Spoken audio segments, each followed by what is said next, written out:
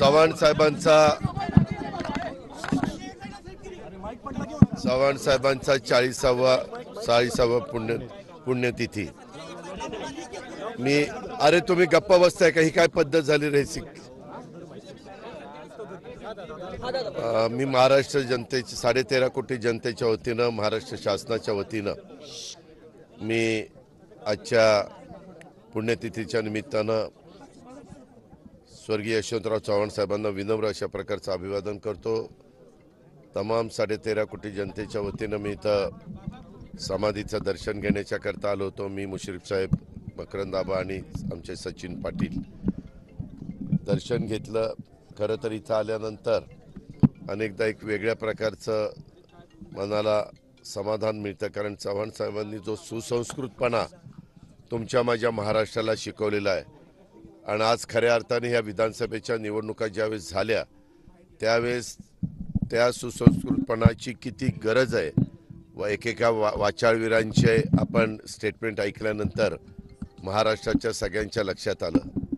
खरं तर एक चांगल्या प्रकारची शिस्त, विरोधकांना पण एक रिस्पेक्ट देणं आणि साहित्य, कला, संस्कृती, क्रीडा सगळ्या क्षेत्राशी समरस होऊन त्यांचेही प्रश्न समजून घेणं ही परंपरा स्वर्गीय यशवंतराव चव्हाण साहेबांनी सुरुवातीला राज्याचे प्रमुख या नात्याने चालू केली आणि नंतर पण अनेक मुख्यमंत्र्यांनी ते टिकवण्याचा प्रयत्न त्या ठिकाणी केला, ही गोष्ट नाकारता येणार नाही।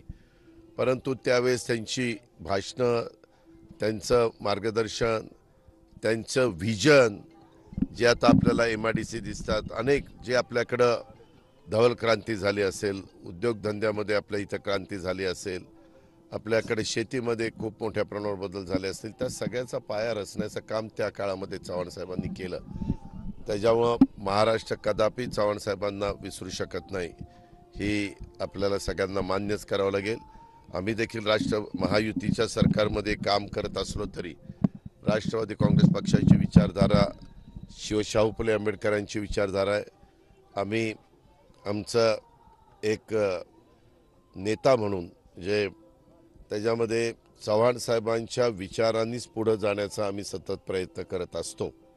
चव्हाण साहेबांचा आदर्शच आम्ही सगळे राष्ट्रवादी काँग्रेस पक्षाचे सहकारी डोळ्यासमोर ठेवून पुढची वाटचाल त्या ठिकाणी करत असतो आणि आम्हाला त्याच्याबद्दलचा अभिमान आहे। त्याबद्दल आम्हाला एक वेगळ्या प्रकारचं समाधान देखील मिळतं।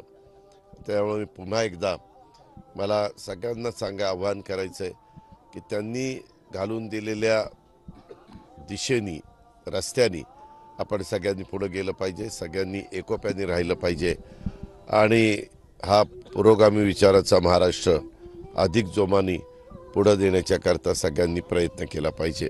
हीच खऱ्या अर्थाने आजच्या पुण्यतिथीच्या दिवशी आपल्या चव्हाण साहेबांना खरी श्रद्धांजली ठरेल। पुन्हा एकदा त्यांना विनम्र अभिवादन करतो। धन्यवाद। काय नाही, आम्ही तिघे बसू, काही फॉर्म्युला वगैरे काही नाही। त्याच्यामध्ये ऐका तरी तुम्ही लगेच दुसराच प्रश्न काढताय। काल माझी नेता निवड आमच्या राष्ट्रवादी काँग्रेस पक्षाच्या आमदारांनी केली, सर्व अधिकार मला दिले। मला वाटतं एकनाथराव शिंदेंची नेता निवड काल संध्याकाळी केली, त्यांना सर्व अधिकार दिलेले आहेत। आता भारतीय जनता पक्षाचे त्यांनी नेता निवड काय करायचं काय नाही त्यांचं काहीतरी ठरलेलं असेल। आज तो मोठा पक्ष तिथं आहे आणि त्याच्यामुळं आम्ही नंतर तिघही एकत्र बसू, वरिष्ठांशी त्या बाबतीमध्ये सगळ्यांशी, आमच्या सहकाऱ्यांशी चर्चा करू, वरिष्ठांशी चर्चा करू आणि राज्याला अतिशय मजबूत अशा प्रकारचं स्थिर सरकार आणि खूप लोकांच्या अपेक्षा आमच्याबद्दल वाढलेल्या आहेत। पत्रकार मित्रांनो, मी सहज बघत होतो, राज्याची निर्मिती 1 मे 1960ला झाली। आज आपण 25 नोव्हेंबर 2024। ह्या कारकिर्दीमध्ये जेवढ्या निवडणुका झाल्या त्याच्यामध्ये जास्तीत जास्त जागा ज्यावेळेस काँग्रेस पक्ष मजबूत होता तेव्हा 222 पर्यंत गेलेला होता। आज तो आकडा 232 ते 33 पर्यंत पोहोचलेला आहे।